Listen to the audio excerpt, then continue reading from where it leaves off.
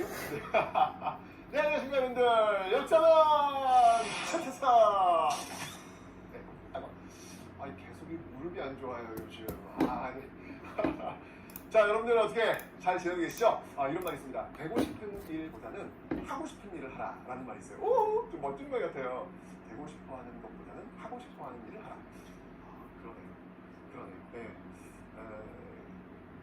저 같은 경우에도 참 그게 참 쉽진 않아요, 솔직히 말해서. 그죠? 네. 이게 인생을 하다 보면 어찌 보면 그런 일을 할 수 있는 사람은 행운이라는 생각이 들기는 해요. 들긴 하는데 또 가끔은 그렇게 행운에 맡겨버리는 건 조금 너무 좀 무책임한 것 같고, 또 한편으로는 조금만 더 용기를 내면 하고 싶은 일을 할 수 있지 않을까라는 생각도 좀 해봅니다. 저 같은 경우에는 진짜 저는 그렇죠. 제가 너무 좋아하는 과목이 역사인데 저는 역사를 공부하기 너무 좋아요. 너무 행복해요. 근데 더군다나 그 역사를 제가 공부하는 걸 너무 좋아하는데 그거 갖고 제가 먹고 살기까지 해요. 대박이야! 진짜 그래서 참 그러니까 저는 진짜 하고 싶은 일이에요. 이게 하고 싶은 일. 이렇게 무료로 여러분들한테 진짜 양질의 컨텐츠를 마음껏 들을 수 있도록 제가 이렇게 마음대로 마음껏 만들 수 있는 어떤 이런 강의 하고 싶은 일이고 또 의미 있는 일이니까 참 좋지 않나라는 그런 생각이 듭니다. 네, 그래서 여러분들도 되고 싶은 것보다는 하고 싶은 것 그걸 하는 게 좀 낫겠다라는 말씀을 드리지만 결코 그냥 쉽게 되는 건 아니라는 것. 근데 그렇다고 해서 우리가 그냥 내려놓을 수는 없잖아요. 그래서 조금만 더 용기를 한번 좀 더 내보면 그래도 하고 싶은 일에 한 발짝 더 다가설 수 있지 않을까라는 말을 좀 제가 조심스럽게 여러분들한테 올리려고 합니다. 여러분들 그래서 한번 꿈을 가져보고 하고 싶은 일 한번 할 수 있다라는 그런 생각을 가지면서 한번 내 인생을 한번 그려내어 봅시다. 여러분들을 응원하겠습니다.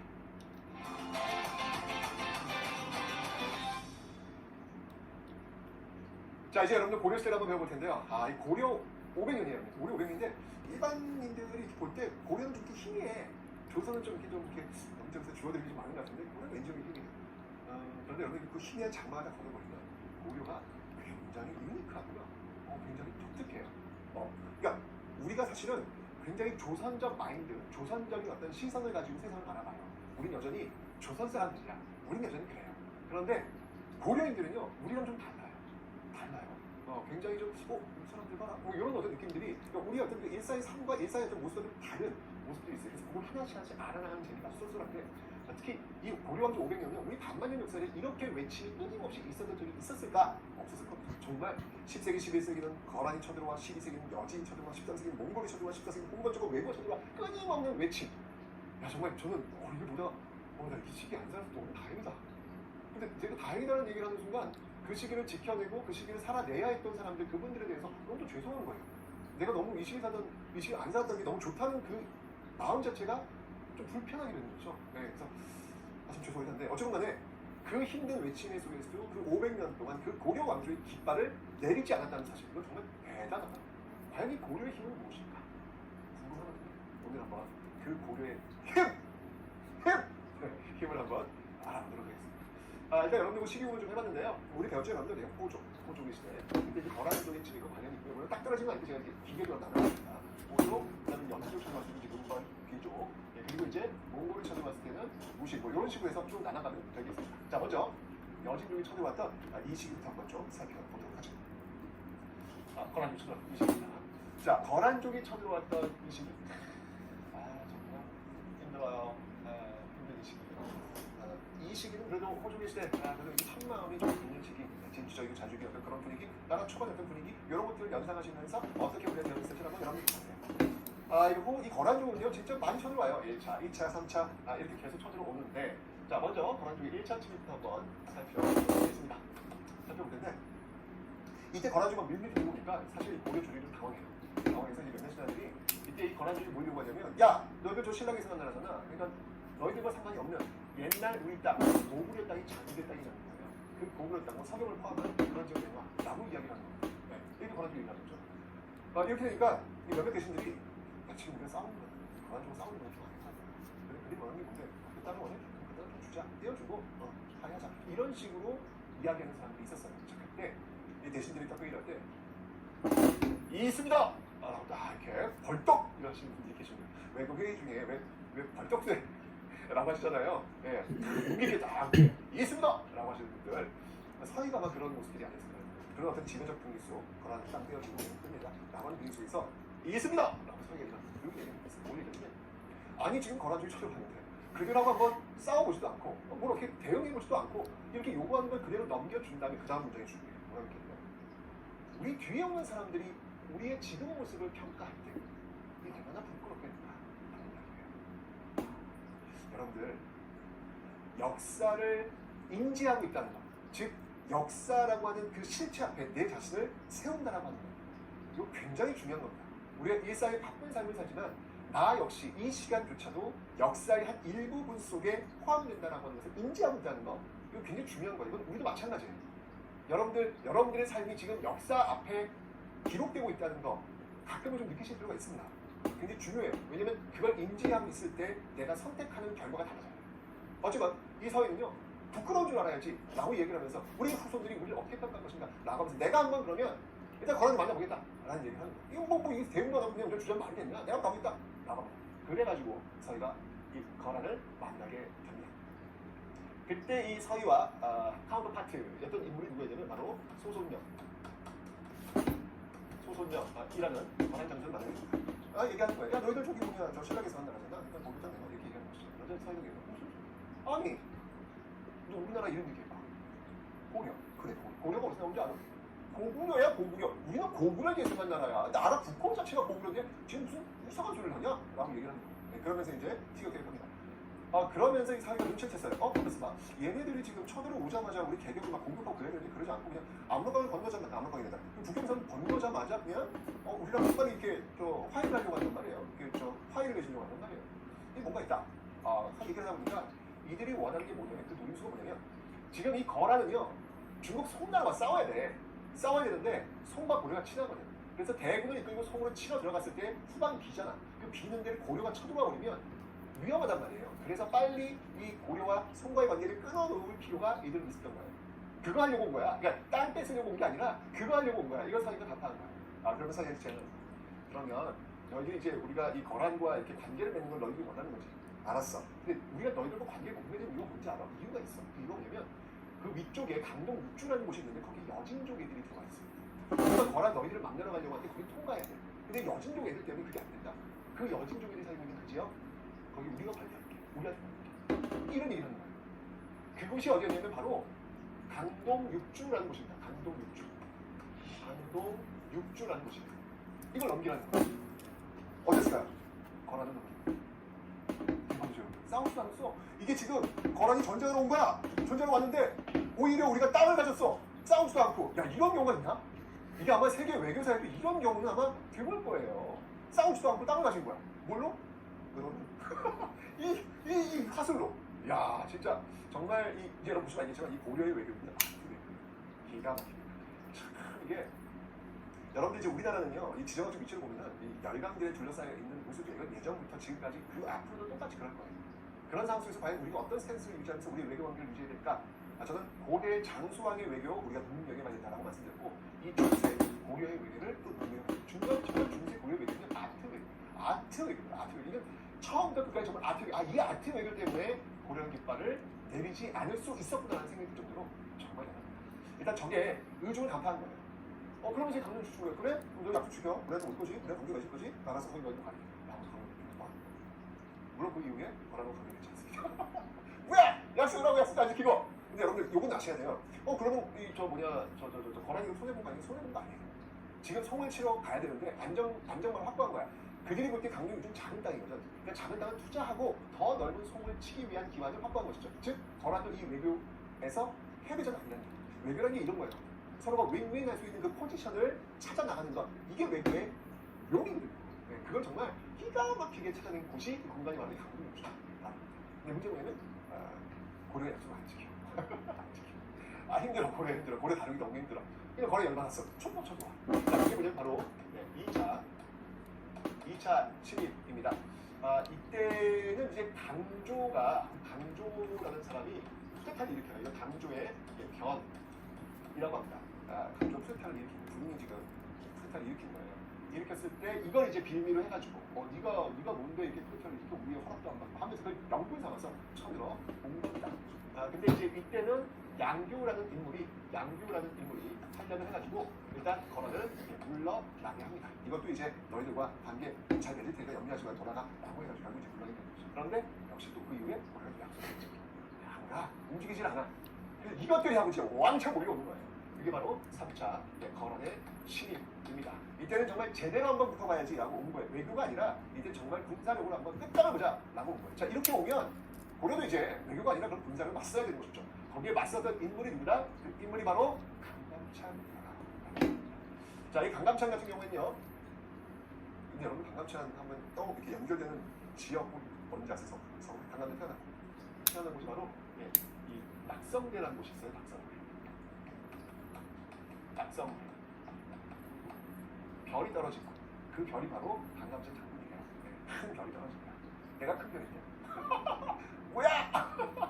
내가 그러면 이곳이 낙성대인가? 죄송해요. 아니 무슨 소리야? 네, 강감찬. 이 강감찬 같은 경우에는요, 뭐 이제 한번 붙어야죠. 이렇게 군사력으로 온다면. 그래서 붙었던 전투 그리고 대승을 거두게 됩니다. 그곳이 어디다? 바로 귀주 대첩이다. 귀주 대첩에서 대승을 거두게 되는 모습이 바로 강감찬 장군의 모습이죠. 그죠?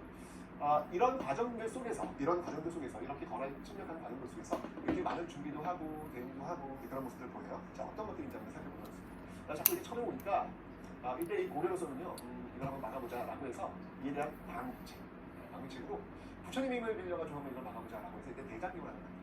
그게 뭐냐면 바로 초조대장경. 고려가 어떠냐면 정말 불심으로 대동단결. 그래서 이거 오늘 승부에 나와서 부부 같은데 어쨌든 정말 고려가 이래요. 불심으로 대동단결이야. 그래서 부처님의 마음으로 우리 한번 똘똘 뭉쳐서 한번 이 판단을 겪어보자라고 이야기하는 그런 모습. 그래서 초조대장경일 때 올리고 있다라는 걸 기억하시면 되고요. 그 다음에 이제 특수부대로서는 뭘 만드냐면 광군이라고 하는 것을 조직을 합니다. 광군이라는 조직을 또 하나 만들고요. 나름대로 이제 방비하기 위한 그런 모습을 보이는 거예요. 그 다음에 이제 여기 지금 이게 성 보이죠? 네, 강동 육주를 확보하고 거기를 쭉 둘러싸고 있는 바로 천리장성을 축조합니다. 여러분 천리장성은요 2번 등장합니다. 고구려 때 한 번, 그리고 고려 때 한 번. 고구려 때는 연개소문건지 관련이 있고요. 자, 이때 이제 거란 침략과 관련이 있다라. 바로 이게 바로 천리장성이 되겠습니다. 그리고요 이 개경주의는요 나성을 또 축조합니다. 개경주의는 이렇게 나성을 축조하는 모습들이 있다라. 이 천리장성은 사실은 거란을 막기 위한 것뿐만 아니라 너진족도 막기 위한 그런 어떤 그 모습들이 지금 나타나고 있습니다. 뭐 하나 적어줄까요? 요거는 지금 거란뿐만 아니라 여진까지도 막기 위한 다목적인 어떤 그런 용도로 이 천리장성이 만들어졌다. 자, 어쨌거나 여러분들 진짜 이 거란족의 침입, 정말 이 끊임없는 침입 속에서도 오히려 우리가 영토 확보했던 것은 이런 모습도 놀랍고, 그리고 그들이 군사력을 한번 테스트한다면 보여주는 거야. 우리 힘이 어떤지. 강남전에 근위주의 적도 좋아. 그러니까 아트 외교가 여러분 성공하려면 힘이 있어야 됩니다. 그냥 외교만으로 되는 게 아니라 이렇게 너희들 한번 붙자면 한번 붙어줄게 라고 할 수 있는 어떤 그런 힘이 있을 때 그 외교는 더욱더 화려하게 보일 수 있다라는 것. 거란의 침입 속에서 고려인들의 모습을 한번 살펴볼 수 있었습니다. 건무심일홍이라고 아십니까?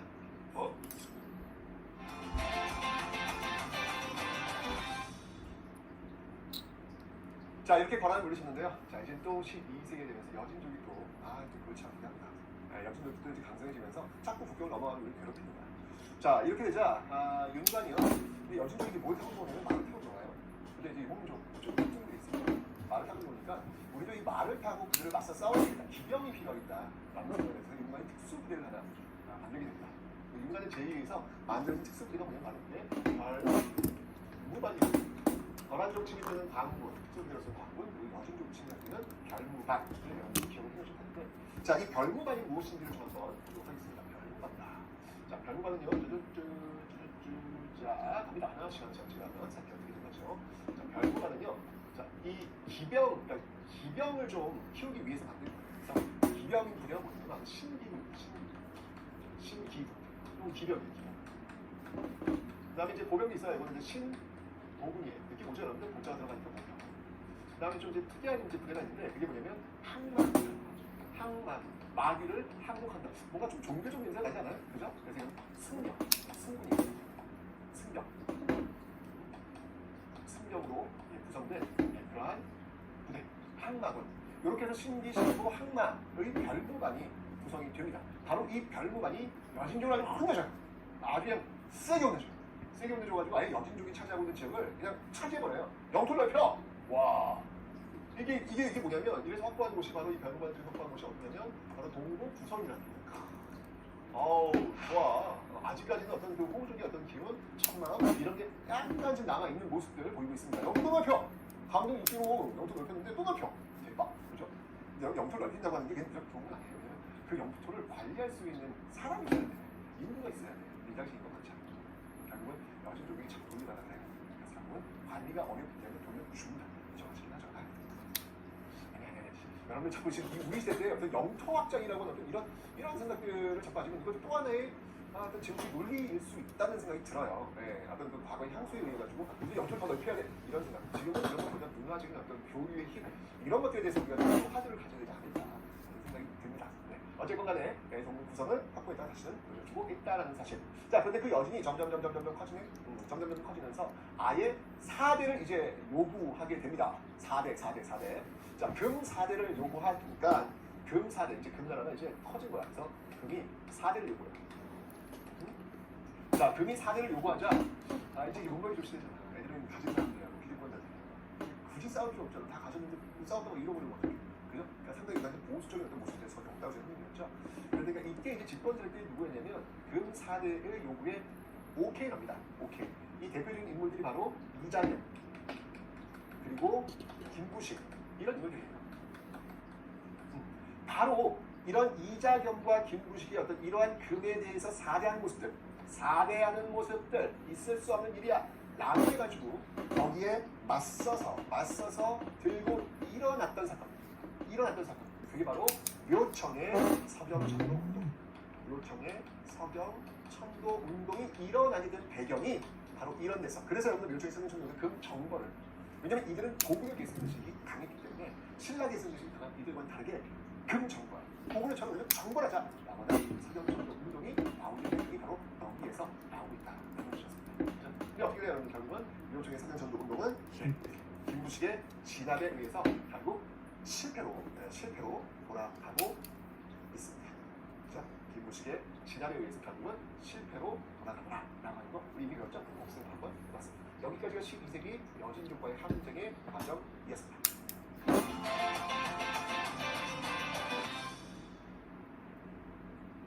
자, 저는 12세기 어떻게 해결이 좀 되는 듯 했는데 13세기는 이거는 상 넘어 사는 게 왜 그런 뭐 용어 있잖아요. 더 센 놈이 몰려온다. 뭐 이런 거 있잖아요. 딱 이 표현이. 여러분들이 세계 제국을 건설했던 나라 바로 몽골의 원나라입니다. 그죠? 그 몽골 징기스칸 옛날에 진짜 제가 너무 좋아했던 노래예요. 근데 진짜 역사의식이 전혀 없었구나 라는 생각이 들어요. 저는 진짜 강의만 해보면 초등학생들, 중학생, 고등학생들이 정말 엄청난 역사의식을 가지고 저한테 질문하고 그런 친구들 보면 참 대결도 하지만 한편은 저를 돌아보면서 참 라는 그런 생각이 들어요. 네. 징기스칸 같은 경우 그 징기스칸의 그 후손들 몽골이 우리 고려의 챔피언의 상상을 초월합니다. 정말 상상을 초월합니다. 근데 여러분들 징기스칸 딱 하면 느낌이 그렇게 부정적이지 않잖아요. 도일도메디우샤는 너무 느낌이 안 좋죠. 근데 왜 너무 또 일본만 또 과한 그런 모습이 아닌가? 왜냐면 우리 역사 속에서 징기스칸이 우리 이 고려인들에게 끼쳤어. 물론 징기스칸 본인은 아니지만 또 후손들이지만 엄청나거든요. 그래서 그것도 한번 우리가 좀 지지 않았으면 좋겠다라는 생각이 들어요. 그런 이제 어쨌건 이 몽골족이 이제 드디어 진짜 너무 센 나라가 저기 오는 거야. 13세기 바로 이 몽골, 그리고 몽골에서 나라가 이제 원나라가 됐는데, 자 이렇게 되자 이때가 이제 어느 때냐면 무신정권이에요. 또 이게 또 싸움 좀 할 줄 아는 사람들이 지금 정권을 잡고 있는 시기잖아. 결사항전! 끝까지 싸우죠. 잘 봐봐!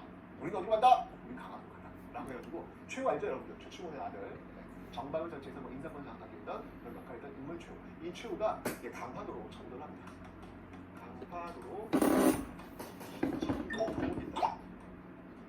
강화도로 천도하고 있더라. 이러면서 이제 결사항전의 모습을 보이는데, 사실은 이 집권 지배층들이 강화도에 가는 이유는 뭐냐면 거기 강화도와 이 육지 사이의 그 물살이 장난이 있거든. 그러니까 이 몽골은 말 타고 다니는 사람들이라서 배를 타고 이렇게 움직이기가 좀 낯선 거예요. 그러니까 그리고 이제 천도를 한 거죠. 근데 중요한 건 뭐냐면 그 강원도에 천도해가지고 그 과정 속에서 그 육지에 남아있는 백성들은 이건 뭐 무방비 상태로 노출이 되고 있는 거죠. 그래서 이때 이 몽골에 의해 가지고 몽골은 여러분들 한 번 지나가면 한 번 스쳐 지나가면 말발굽 치면 나만 하는 게 없어요. 이때 여러분 몽골이 쳐들어 갔을 때 진짜 나빠 몽골 나빠요. 네, 이때 여러분들 뭘 이때 다 없애냐면 여러분 그 앞에서 왜 그 바라조 쳐들어갔을 때 만났던 불신으로 대장경결 맞는 거 있어요. 초조 대장경. 이때 이제 이 몽골이 이 초조 대장경을 불태웁니다. 이때 불타고요. 초조 대장경 불타고 그 다음에 이 고대 선덕 여왕 때 만들었던 그 신라의 기적 가사의 전환 황룡사 9층 목탑 있죠 여러분들? 황룡사 9층 목탑 이 황룡사 9층 목탑도 불타오네. 진짜 이러면 안 되는데 이거 나왔으면 진짜 세계 문화유산 하는데 진짜 그죠? 황룡사 9층 목탑도 불타오네. 그러니까 이런 식이야. 근데 나만 하는 게 없어. 이거는 우리뿐만 아니라 전 세계적으로. 몽골이 이게 뒤에 스쳐 지나가면 나만 하는 게 없다죠. 그러니까 초토화를 초토화를.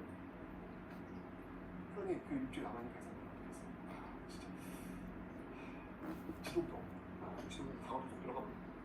그냥 지켜줄 사람 없고 그죠? 가슴이 아프다 됩니다.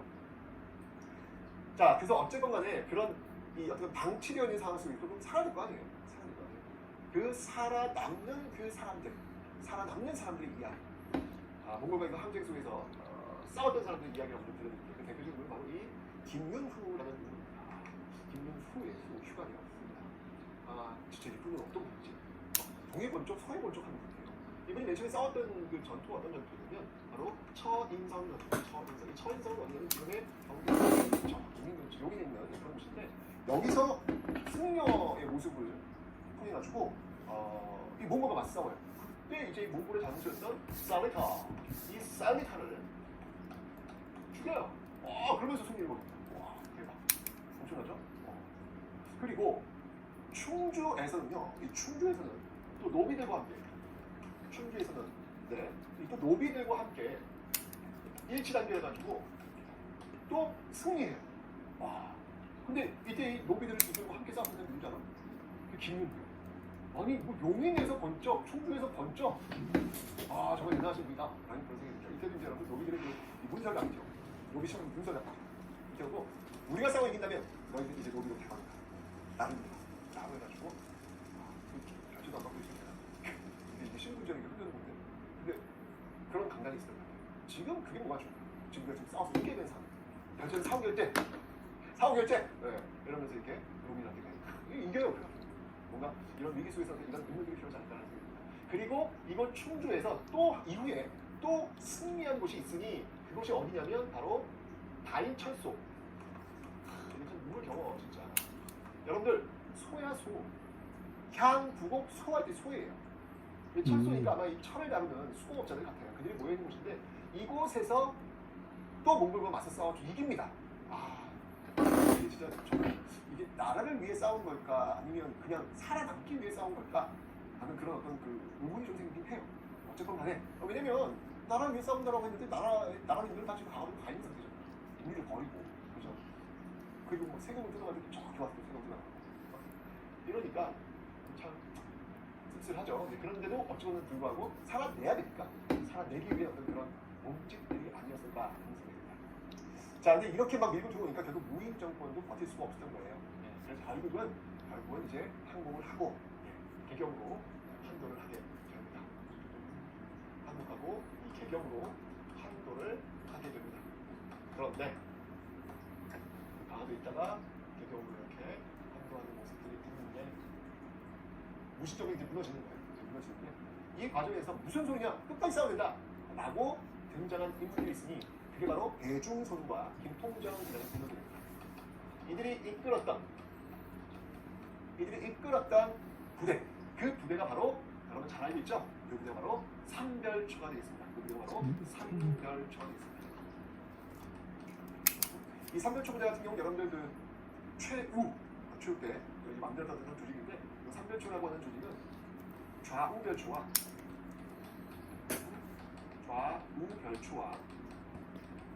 그리고 세 개니까 신의군이 합쳐져가지고 이런 건 중요한 게 아니에요. 그래서 세 개의 어떤 그런 부대를 연합해가지고 삼별초가 만들었다라는 건데 이 삼별초는요 끝까지 항전합니다.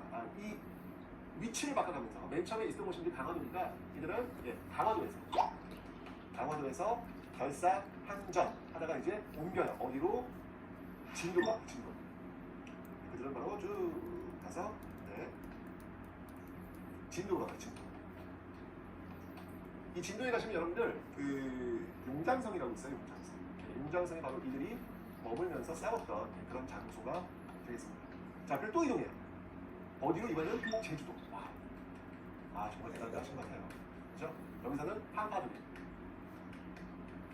여러분 제주도 가시면 한파두리 유적지가 있으니까 여기도 한번 시간 나시면 한번 들러보시면 어떨까라는 생각입니다. 한파두리에서 또 이렇게 몽골과 와서 싸우는 그런 모습들이 있더라. 결국은 뭐 그런 얘기도 있어요. 여기서 끝난 게 아니라 또 이동했대요. 어디까지? 오키나와까지 가는 그래서 오키나와의 바로 고개들은 이렇게 남아있다라고 했었는데도 있습니다. 하여튼 정말 그지요. 고개들은 정말 대단하다.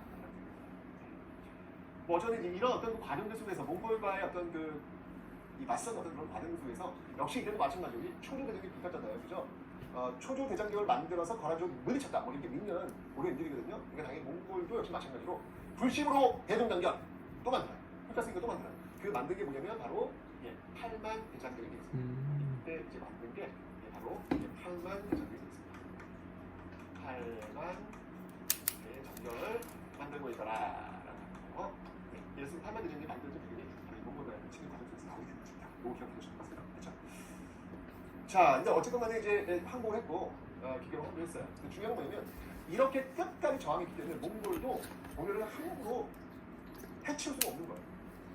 끝까지 싸워서 이게 비록 지더라도 지분을 인정해줄 필요가 있거든요.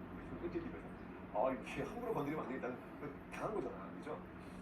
그래서 이제 이 고려라고 하는 그 나라는 그대로 유지가 되고 또 고려 그대로 인정을 해주게 됩니다.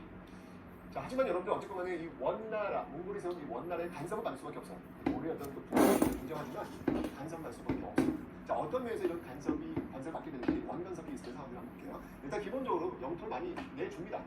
영토를 많이 내줘요. 영토가 좀 축소되는 어떤 모습들이 있는데 그 중에 하나가 바로 이 쌍성 총관가라는 곳이죠. 여기 천년 이북 쪽이에요. 여기가 천년 이북. 천년 이북 지역을 뺏기고 오죠. 그리고 동령부가 있습니다. 동령부가 설치합니다. 이 동령부는 어느 쪽? 이 동쪽입니다. 그게 몽골인들이 봤을 때 동쪽이잖아요. 그죠? 동령부는 어디냐면 서경에 설치합니다. 서경을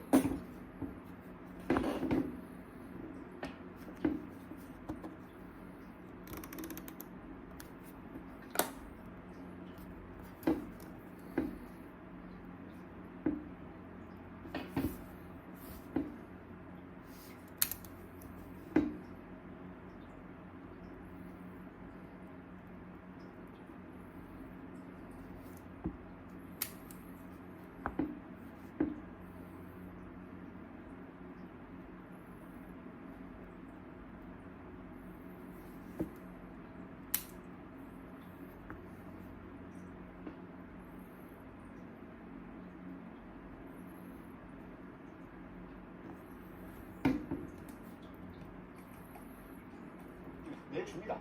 영토를 많이 내줘요. 영토가 좀 축소되는 어떤 모습들이 있는데 그 중에 하나가 바로 이 쌍성 총관가라는 곳이죠. 여기 천년 이북 쪽이에요. 여기가 천년 이북. 천년 이북 지역을 뺏기는 거죠. 그리고 동령부가 있습니다. 동령부가 설치합니다. 이 동령부는 어느 쪽? 이 동쪽에 있는 그들 몽골인들이 봤을 때 동쪽이잖아요. 그죠? 이 동령부는 어디냐면 서경에 설치합니다. 서경은 여러분 평행 가시죠? 여기에 공룡과 설치되고 있고요. 사람들도 말이 하는 사람들 있잖아요. 말이 힘 되게 좋은데 어디예요? 제주도. 그렇죠. 그래서 탄나 총관. 제주도 뺐잖아. 탄나 총관. 이런 것들을 지금 설치하고 있더라. 제주를 이렇게 놓습니다. 영토가 좀 이렇게 축소가 되는 이 모습들도 분명히 있긴 있습니다. 여기 그치는 게 아니라 이 고려의 왕들이 이제 누구랑 결혼했냐면 원나라 황실의 공주들과 결혼을 해요. 이게 뭐냐면 이제 부마국이 됩니다. 부마국. 이게 이제 4위 나라. 근데 여러분 이 얘기 딱 들으면 기분이 안 좋죠. 근데 여러분 잘 생각해 보셔야 돼요. 딱 느낌상은 좋지 않은데 지금 여러분들 세계 질서는 지금 원나라를 중심으로 세계 대제국이에요. 유럽 지역까지 떨쳐나갔던 그런 나라가 바로 이 몽골입니다. 그죠? 세계 대제국을 건설한 어마어마한 나라예요. 그런데 그 세계 질서를 구축하고 있는 원나라의 프라임 안에, 원나라의 시스템 안에 고려의 왕들이 이들의 사위가 되어가지고 그들의 중요한 회의에 참석을 해요. 자, 이렇게 된다면 여러분들 왜 달라집니다, 여러분들.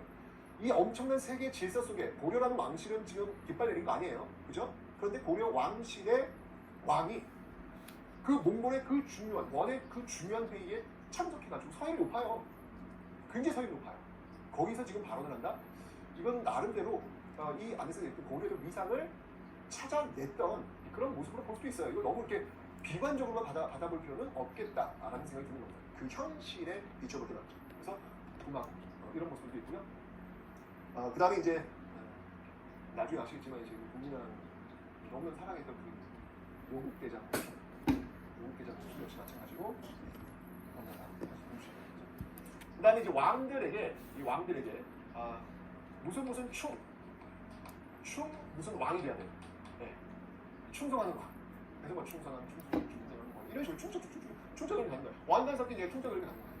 이런 것들을 보면 좀 기분이 좀 썩 유쾌하지 않지만 어쨌건 간에 고려가 망신을 내리지 않았고요. 그리고 이 세계 대제국 시스템 속에서 이 왕들이 굉장히 차지하는 위상은 높았다라고 하는 거 기억을 좀 해주시면 되겠습니다. 됐죠?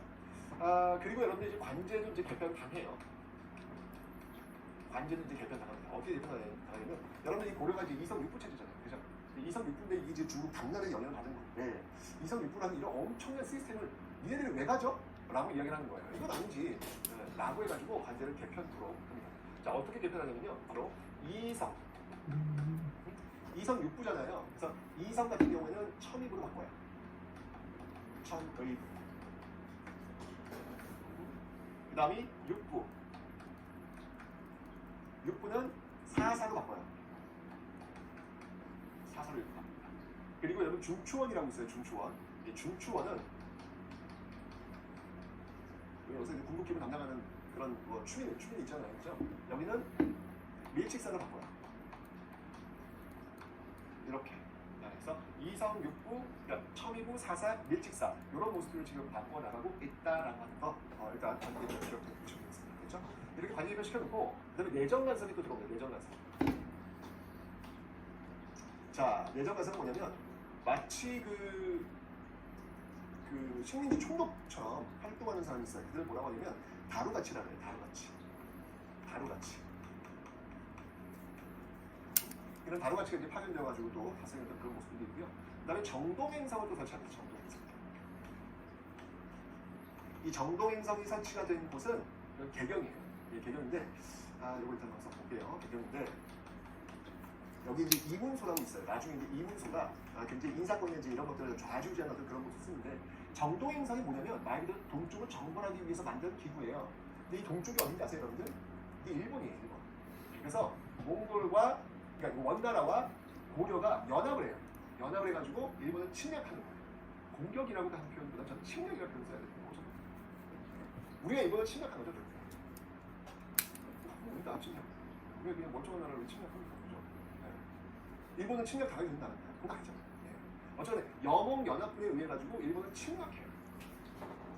근데 이제 그때 일본 정말 놀랐을 거예요. 네. 왜냐면 몽골이 속도 오는 거야.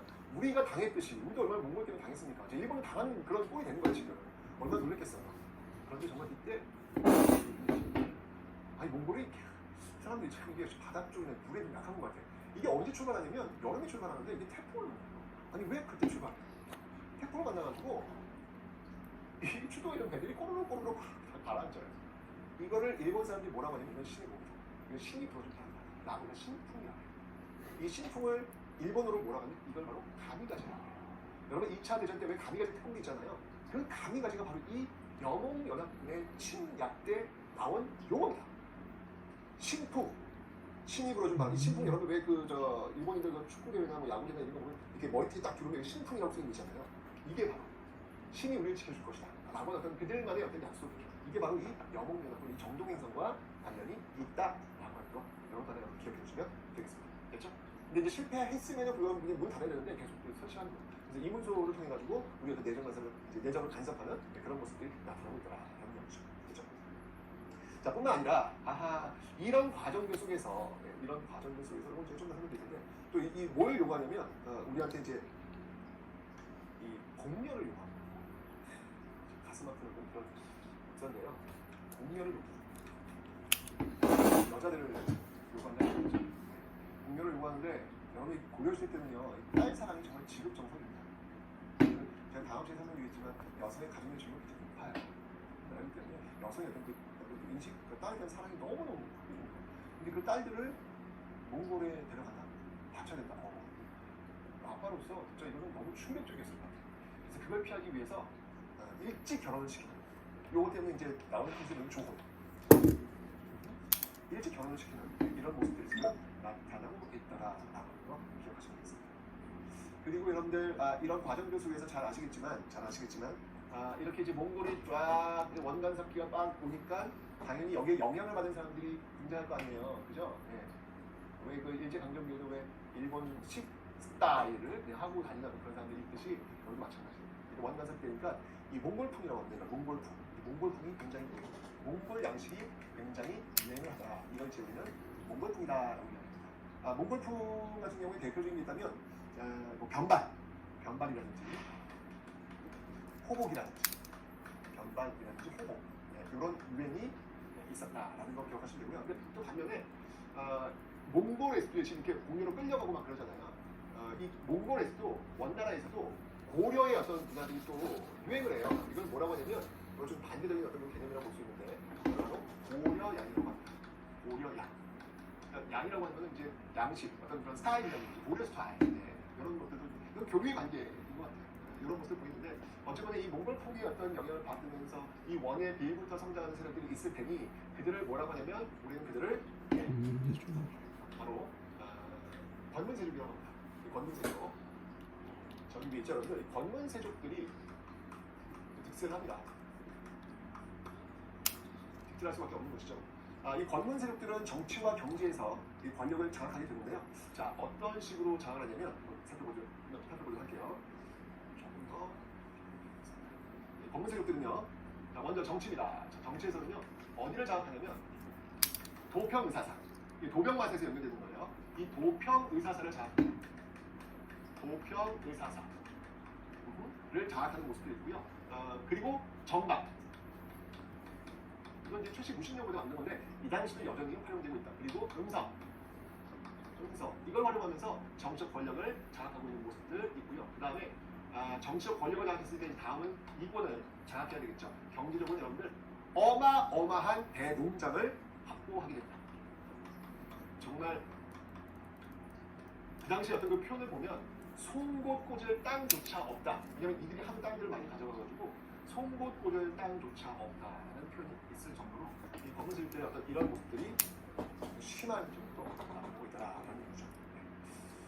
자, 이렇게 해서 이제 원간섭이 있는데 여기에 반기를 들었던 사람이 드디어 등장합니다. 그 왕이 누구냐 바로 공민왕인 거예요. 이 공민왕의 어떤 그 개혁. 공민왕은 또 이제 우리 노국대장 공주. 정말 이 노국대장 공주가 죽으면서 굉장히 공민왕이 좀 시리를 잃었다라는 정도로 굉장히 좀 가슴 아픈 그런 너무너무 사랑이 됩니다. 근데 어제 노국대장 공주도 역시 마찬가지로 몽골의 공주였습니다. 자, 이 공민왕이 되면서 어떤 그 반원 자주 정책을 공민왕은 시행하게 됩니다. 그래서 요 앞에 있었던 것들을 다 원상복귀해놓는다라고 보시면 돼요. 자, 한번 가볼게요. 자, 쌍성 총관부. 자, 요거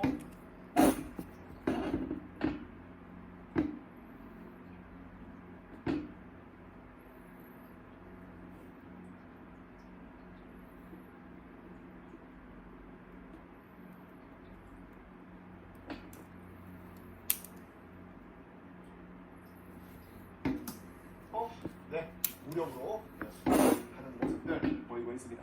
그 다음에 이제 정동행성 이문소, 정동행성 이문소도 역시 폐지합니다. 그 다음에 이제 몽골풍 이런 것들도 다 폐지하는 모습들이 있죠. 자, 그러면서 짜잔 이런 것들을 이제 폐지하면서 특히 이 권문세족의 그 대부를 할 수 있는 기철이라고 있어요. 기철. 이 기환후. 이 몽골에서 또 이 원나라에서 또 이거 공료로 갔는지 어떻게 갔는지 모르겠지만 공료의 가능성이 많을 것 같아요. 근데 거기에서 쭉쭉 고속 승진했던 사람들도 있어요. 그 대표적인 인물이 바로 기황후. 원나라 황실에 들어가 버린 거야. 엄청난 권세를 유지하겠죠. 네, 그의 핏줄, 네, 그 기철을 공명이 숙청하는 이런 모습을 보이고 있죠. 이건 거의 뭐 원황실에 도전하는 거나 마찬가지 않습니까? 그죠? 이런 모습들을 지금 과감하게 이 공명이 지금 보이고 있더라라는 것입니다. 그럴 수 있는 배경은 뭐냐면 이때 이제 원나라가 많이 기울어요. 많이 기울었던 그런 배경들도 여러분 좀 기억을 해 놓으셔야 되겠습니다. 됐죠? 그리고 그들이 가졌던 권문세력이 가졌던 이 경제 기반 대농장 있죠? 이 대농장도 몰수! 자, 그래서 만든 게 뭐냐면 바로 전민변정도감입니다. 전민변정도감. 이 전민변정도감을 운영했던 인물이 바로 신돈입니다. 이 전민변정도감은 말 그대로 토지와 백성을 변정, 다시 원위치로 돌려놓기 위해서 도감, 세운 임시기구다라는 의미가 되는 거거든요. 이 전민변정도감을 일단 좀 정리를 해보면 이게 어떤 효과가 있냐면 왕권 강화, 당연히 도움이 되죠. 그리고 재정, 국가 재정을 확보하는 데도 도움이 됩니다. 자, 이유를 제가 지금 설명을 해드리도록 하겠습니다. 자, 왜냐면 이 공민왕 때 시행됐던 이 전민변정도감은 여러분들 그 앞에 도련 초기에 시행됐던 광종의 노비안건법과 연결을 해서 좀 이해하셔야 돼요. 자, 노비안건법, 그때 이 광종은 호족들을 대상으로 해서 그들의 경제 기반을 약화시키기 위해서 시행했던 게 바로 노비안건법이었습니다. 이를 통해서 왕권을 강화시킬 수 있었고, 그리고 노비안건법은 노비가 양민이 되니까 양민들은 세금을 낸단 말이에요. 당연히 국가재정이 확보될 수 있는 효과가 있겠고, 그다음에 이 전민변정도 마찬가지입니다. 불법적으로 이렇게 토지나 백성들을 이 권문세족들이 확보하고 있었던 그 사람과 토지를 다시 양민으로 다시 원위치로 돌려놓는 거예요. 그럼 그들은 국가의 세금을 내는 것이죠. 당연히 국가의 재정은 올라갈 수 있겠죠. 이를 통해서 권문세족의 경제 기반을 약화시키니까 당연히 왕권도 강화될 수가 있겠죠. 그죠? 이런 어떤 국민왕의 개혁들을 단원 자주정책이다 라고 지금 이야기를 하고, 그런데 이제 국민왕이 결국은 이 개혁은요 기득권 세력들의 반발이 많잖아. 엄청난 정해입니다. 쉽지 않아요. 누가 그러더라고요. 혁명보다 개혁이 더 어려운 거예요. 결국은 이 기득권 세력 세력들의 반발이 심해서 피살입니다. 근데 여러분 중요한 건 뭐냐면 국민왕이 이 과정에서 뿌린 씨앗들이 있어요. 그 뿌린 씨앗들, 이 국민왕이 뿌린 씨앗들이 뭐였냐면 이 국민왕의 어떤 개혁 과정에서 함께했던 세력들이 있으니 그들을 우리는 신진사대부라고 합니다. 이 신진사대부는요 바로 성리학을 공부한 사람들이에요. 이 신진사대부들이 이때 굉장히 성장해요. 이 개혁의 공간 속에서 성장합니다. 이 신진사대부들이 이제 그 다음에 나오는 나라, 조선을 건국하게 되고 이끌게 된다. 즉 공민왕이 개혁을 실패했지만 그가 뿌려진 씨앗 속에서 새로운 시대를 열 수 있는 비전, 그 비전을 가진 신진사대부가 등장한다는 것, 이것도 한번 여러분들이 놓치지 않으시면 되겠습니다. 자, 원단석기 봤었던 공민왕의 개혁이었습니다. 즐거움이 멈추지 않은 20배트 온라인 카지노에 오신 것을 환영합니다. 프로모션 코드 슬롯을 입력하고 레이디 울프문 게임에서 10분의 무료 스피를 받으세요. 오늘 가입하고 프로모션 코드 슬롯을 사용해 면부담 없이 게임의 스릴을 경험하세요. 여러분 이렇게 하는 재밌지?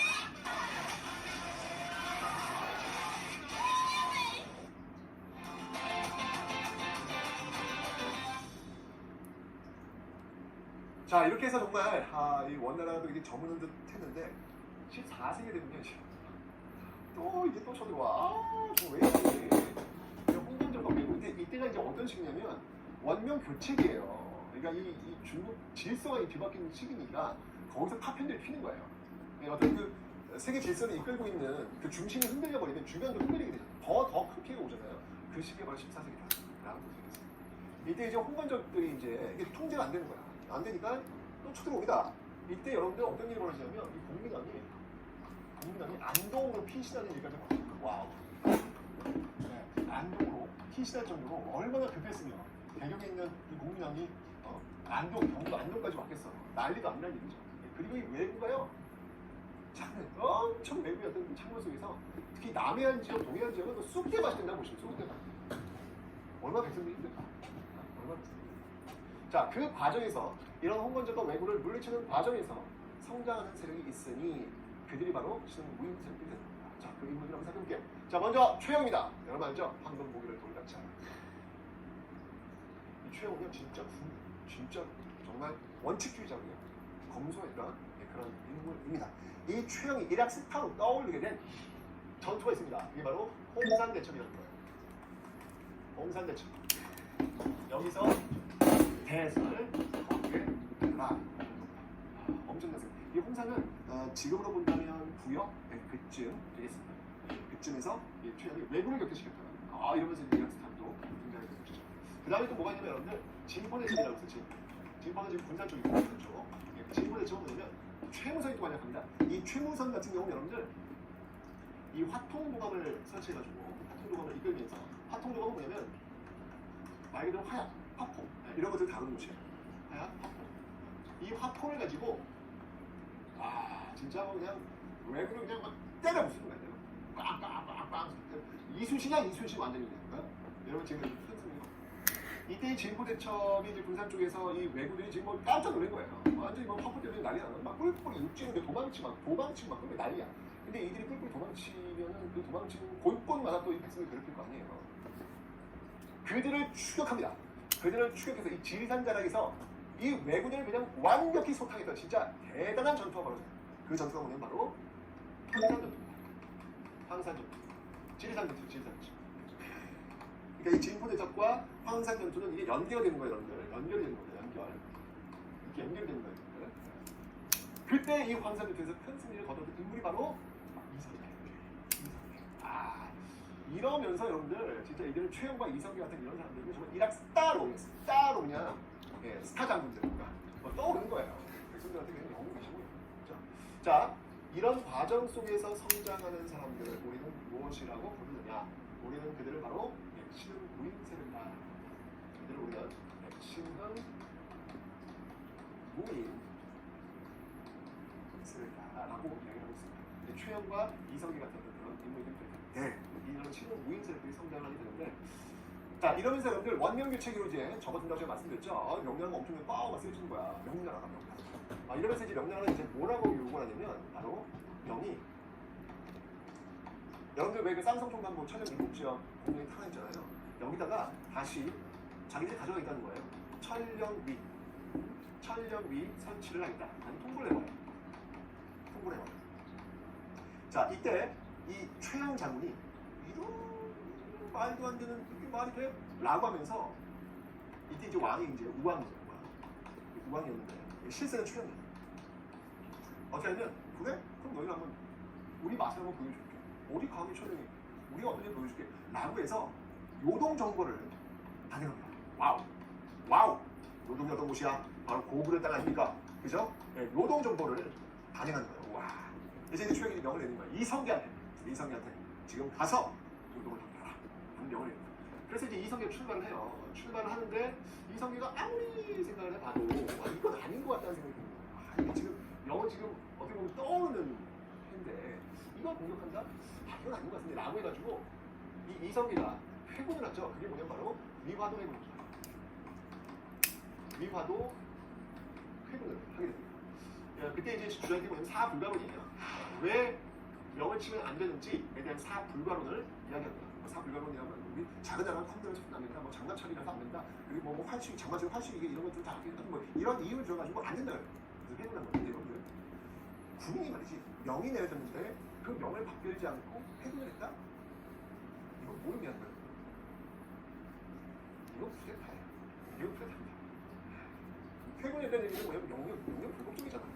그리고 군대를 돌려가서 다시 개경으로 온다? 이건 부대타가 되는 것이죠. 그죠? 결국 이 위화도 회군을 통해 가지고 이성계는 바로 이 최영을 죽인다.